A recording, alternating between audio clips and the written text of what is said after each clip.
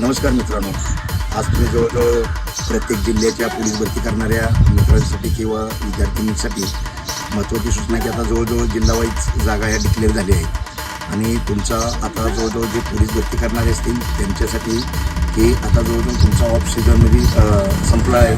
आता मिड सीझनकडे तुम्ही जाणार, तर मिड सीझन आहे त्याच्यानंतर स्पीड वर्क असतं. तर त्यासाठी महत्त्वाचं जे असते प्रॅक्टिस केल्याच्या नंतर जे तुम्हाला महत्त्वाची डाएट असते, तर आपण ते डाएटबद्दल तुम्हाला काय आज माहिती सांगणार.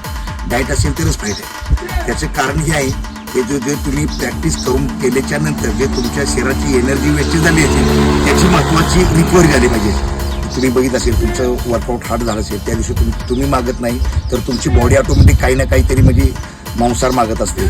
ते तुमच्या शरीराची रिकव्हरी करण्यासाठी जर तुम्ही डाएट घेतली नाही आहे आणि तुम्ही जर का हार्ड वर्कआउट केलं तर तुमच्यात परफॉर्मन्सचं इम्प्रूव्हमेंट होत नसतं, त्यात लो येतं. त्याला कारण तुमच्या शरीराची ते काय करत नाही, डाएट रिकव्हरी होत नाही.